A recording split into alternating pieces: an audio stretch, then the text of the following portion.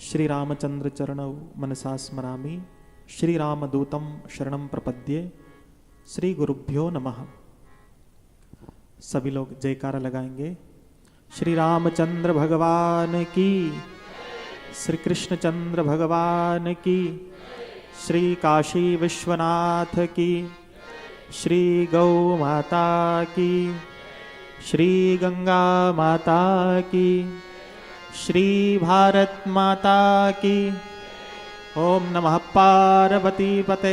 हर हर महादेव हर।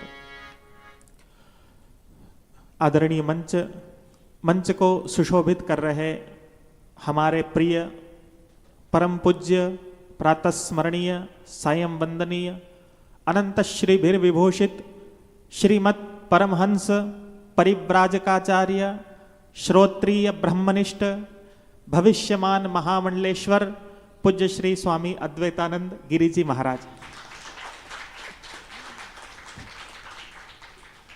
और ही साथ में हमारे गुरु मूर्ति बंधु बैठे हैं। ये जितनी उपाधियां स्वामी अद्वैतानंद जी महाराज के लिए मैंने लगाई हैं वो सब भी इनके साथ भी जुड़ती हैं। समय अभाव में मैं नाम नहीं लूंगा, उपाधियों का नाम न लेते हुए सीधा नाम हमारे पूज्य स्वामी एक रसानंद जी महाराज,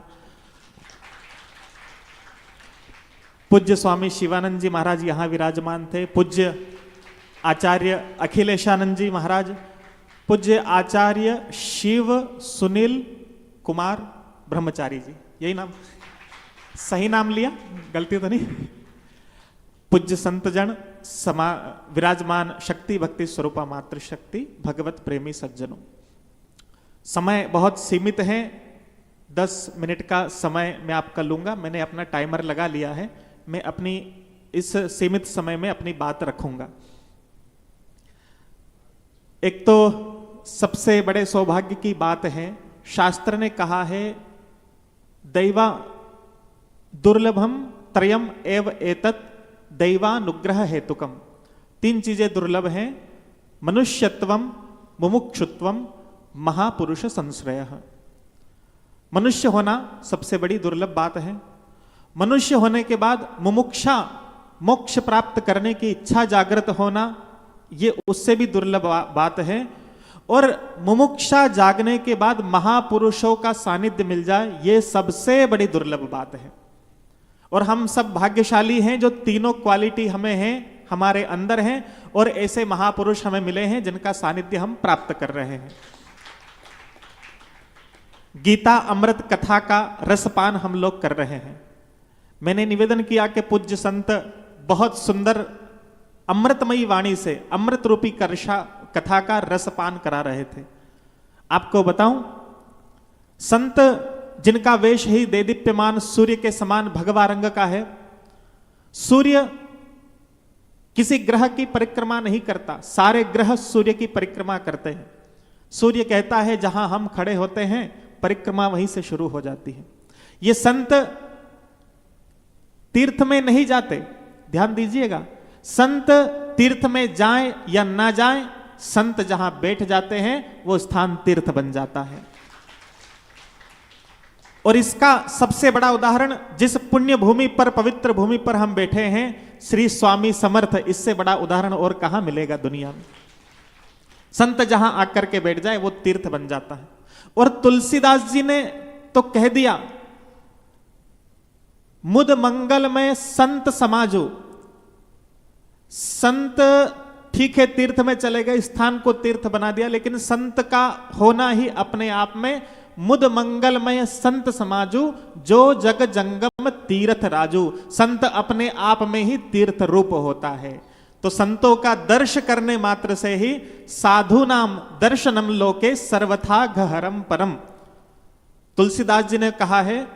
और भागवत में भक्ति देवी नारद जी से कह रही है, साधु नाम दर्शनम लोके सर्वथा अघहरम परम। संतों के दर्शन करने मात्र से ही हमारे बड़े से बड़े पाप धुल जाते हैं। ये संतों की महिमा हमारे यहां है। और आपको मैं बता दूं, कल छत्रपति शिवाजी महाराज की जन्म जयंती हम मना रहे थे उज्जैन से, क्योंकि मैं उज्जैन से आया हूं, वहां पर भी हमने जयंती मनाई। मैं निवेदन कर रहा था कि ये संतों की भूमि है और संत जो वचन कहते हैं वो पूरे होकर के रहते हैं। ये भूमि ऐसी है, कंकर कंकर शंकर इसका प्राण प्राण में गीता है, जीवन की धड़कन रामायण पग पग पर बनी पुनीता है, यदि राम नहीं है श्वासों में तो जीवन का घट रीता है, नर नाहर श्री पुरुषोत्तम का हम मंदिर भव्य बनाए हैं, सौगंध राम की खाई थी हम मंदिर वहीं बनाए हैं। संतों ने संकल्प किया। संत की जो वाणी होती है वो अमिट होती है, वो पत्थर की लकीर होती है, वो पानी की लकीर नहीं होती। और ऐसे संतों का दर्शन करना भी सामान्य बात नहीं है। विभीषण जी जब मिले हनुमान जी से तो उन्होंने कह दिया, अब मोहि भा भरोस हनुमंता, बिन हरि कृपा मिले नहीं संता, बिन हरि कृपा। बिन हरि कृपा से मुझे हनुमान जी महाराज आपको देख करके मुझे ये भरोसा हो गया है कि भगवान की मेरे ऊपर कृपा है, भगवान की कृपा से आप मिले हैं, संत का दर्शन हुआ है और मुझे ये पक्का भरोसा है कि अब संत मिल गए हैं तो भगवान भी जरूर मिलेंगे। समय की मर्यादा का अतिक्रमण मैं नहीं करूंगा, 3 मिनट और शेष हैं। हम सब अच्छा टाइमर बंद कर दूं? मैं निवेदन कर रहा था कि हम सब लोग भक्ति वाले हैं, हम भक्ति करते हैं, इसमें कोई दो राय नहीं है, लेकिन इस भक्ति के द्वारा हमें अपनी शक्ति को भी जागृत करना है। हम महालक्ष्मी याग कर रहे हैं और क्यों जरूरी है? क्योंकि भक्ति याद रखी हमने, शक्ति को हम भूल गए हैं। माला डमरू पास रखे पर दूर त्रिशूल गए हैं, और शक्तिहीनता धर्म नहीं, ये तो पाप है भाई। इसीलिए हर एक देव ने यहां शक्ति अपनाई और शक्ति जगाकर हमें बचाना राष्ट्रभक्ति के प्राण, क्योंकि बिना शक्ति के कहीं न जग में होता है सम्मान। तो हमें शक्ति को जागृत करना है और उस शक्ति का प्रयोग शत्रुओं के संहार के लिए। कैसे शत्रु? 2 तरह के शत्रु हैं। पूज्य स्वामी जी हमें बार बार इंगित कर रहे थे, हमारे अंदर बैठे काम क्रोध लोभ मोह मद मत्सर, इन शत्रुओं का सफाया करना है। और कुछ शत्रु जो बाहर बैठे हैं, जो धर्म के, जो हिंदू समाज के और जो भारत देश के दुश्मन हैं, ऐसे दुश्मनों का भी खात्मा करना है। इसकी तैयारी हमें करनी है। छत्रपति शिवाजी महाराज का मैंने वर्णन किया और उनके बारे में तो क्या कहें, जंगल का राजा क्यों शेर को कहते हैं, ये उसके चलने के, घूरने के, देखने के अंदाज कहते हैं। यूं तो चिड़िया बहुत उड़ती है आकाश में, पक्षी बहुत होंगे, लेकिन इन सब के राजा को बाज कहते हैं। और मुगल जिनके नाम से अपने पजामे गीले कर दिया करते थे, उन्हें छत्रपति शिवाजी महाराज कहते हैं। ऐसे महापुरुषों की, अब कोई ये कह सकता है कि कथा के प्रवचन के बीच में ये शिवाजी और देश कहां से आ गए? तो हम सब जानते हैं कि हम मंदिरों में शिवाजी महाराणा प्रताप की प्रतिमा नहीं देख रहे हैं, लेकिन अगर हम मंदिरों में भगवान को देख पा रहे हैं तो इन्हीं महापुरुषों के कारण हमारे मंदिर सुरक्षित हैं। और दुनिया जानती है, लोग हम ये कहते हैं कि काशी करबला होती, मथुरा मदीना होती और शिवाजी ना होते तो सुन्नत सबकी होती।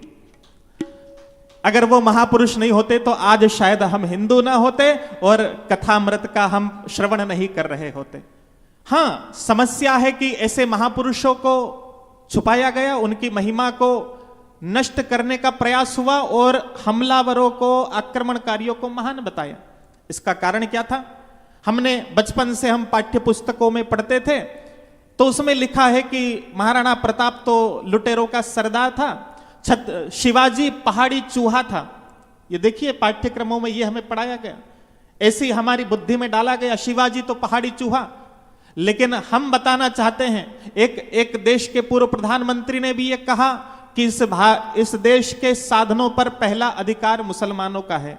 हमने कहा अधिकार उनका कैसा हो गया? किनकी है ये भूमि? मैं बताता हूं। ये धरती महर्षि अगस्त की जो पी गए समुंदर को, ये धरती पोरस की जो नतमस्तक कर दे सिकंदर को, ये धरती दाहिर सेन की जो कासिम के आघातों को सीने पे झेला करते, ये धरती दुष्यंतला पुत्र भरत की जो बचपन में सिंहों से खेला करते, ये धरती नहीं है किसी बाबर अकबर या हुमायूं के बाप की, ये धरती तो है महाराणा प्रताप और छत्रपति शिवाजी महाराज की।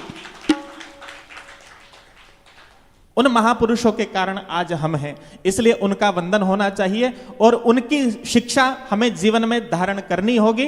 मैंने 2 तरह के शत्रुओं का वर्णन किया है, उनका खात्मा हमें करना होगा। आज जैसे छत्रपति शिवाजी महाराज के समय में यह कहा जाता था कि कोई दिल्ली को चुनौती नहीं दे सकता। दो स्वामी है दुनिया के, दिल्लीश्वरोवा जगदीश्वरोवा। एक तो ऊपर बैठा भगवान और दूसरा दिल्ली पे बैठा सुल्तान, जो वो कहेगा वही होना है। लेकिन विषम परिस्थितियों में छत्रपति शिवाजी महाराज ने ऐसे शक्तिशाली साम्राज्य को उखाड़ फेंका और हिंदवी स्वराज्य की स्थापना की। और अभी कुछ वर्षों से सदियों की गुलामी फिर से हमने तोड़ी। 2015 के बाद फिर से ऐसा लगता है कि दूसरे छत्रपति शिवाजी महाराज का शासन हो चुका है और हम आनंद के साथ रह रहे हैं। लेकिन दुश्मन है अभी भी, उन शत्रुओं का नाश करना है। तो एक बार हमें फिर से खड़े होना है और जब युद्ध होता है तो हर हर महादेव का उद्घोष किया जाता है। तो इस हर हर महादेव के उद्घोष के साथ अपने दोनों तरह के शत्रुओं से निपटने की तैयारी हमें करनी है। आपसे निवेदन करने आया हूं कि इस बार भारत की ले सौगंध चढ़ो दुश्मन की छाती पर, अपमानित पांचाली का ले कोप बढ़ो दुशासन पर। एक बार कंकर कंकर को शिव शंकर हो जाने दो, नेत्र तीसरा खुल जाने दो, प्रलयंकर हो जाने दो, राणा सांगा की छाती को घावों में खो जाने दो। एक बार घाटी घाटी हल्दी घाटी हो जाने दो, एक बार फिर शिव की जय हर हर महादेव हो जाने दो। बोलो हर हर महादेव। अच्छा, ताली बजानी है तो कंजूसी कर करके ताली क्यों बजा रहे हो? खुल के ताली बजाओ और जोर से उद्घोष करो, हर हर महादेव। देखिए, हम हिंदू हैं, आनंद के सिंधु हैं, चींटी को कण और हाथी को मण खिलाने की व्यवस्था करते हैं। हम किसी को छेड़ते नहीं हैं, लेकिन जो कोई हमें छेड़ता है तो हम उसे छोड़ते भी नहीं हैं। हिंदू बंधुओं, आप भोले भाले हो, लेकिन भोले ही नहीं, जरूरत पड़े तो भाले भी हो, और ये रुद्र रूप आपको दिखाना पड़ेगा। और मैं दोनों हाथ जोड़ के निवेदन करता हूं, इसकी तैयारी आपको करनी पड़ेगी। दुखिया कृष्णा के केशों को एक बार खुल जाने दो, दुशासन की छाती के लहू से वे धुल जाने दो। एक बार राघव रावण का युद्ध पुनः छिड़ जाने दो। आखिर कब तक सहते जाएं, सहने की भी सीमा है। कब तक हम चुपचाप रहें, चुप रहने की भी सीमा है। एक बार अन्यायी का हर गर्व झाड़ना पड़ता है, जरासंध की संधि तोड़ कीचक पछाड़ना पड़ता है, दुश्मन के वक्षस्थल पर भुजदंड गाड़ना पड़ता है, और धारण कर बगनखा शत्रु का पेट फाड़ना पड़ता है। तो नई क्रांति के मंगल पांडे का उद्गम हो जाने दो, एक बार फिर शिव की जय हर हर महादेव हो जाने दो। हर हर महादेव। मातृशक्ति यहां बैठी है। लोग कभी कभी पुरुष लोग कहते हैं कि महिलाओं में तो अक्ल ही नहीं होती, हाँ इनमें कहां बुद्धि। लेकिन वास्तविकता यह है कि मेरी भारत की नारी शक्ति का प्रभाव यह है कि जब वो युद्ध के मैदान में उतरती है तो वो दुर्गा कालिका रणचंडिका बन जाती है और दुश्मन की मुंडी काट के माला बना के गले में पहन लेती है। ये मेरी भारत की नारी का स्वरूप है। उस स्वरूप के लिए जोरदार तालियां बजाओ।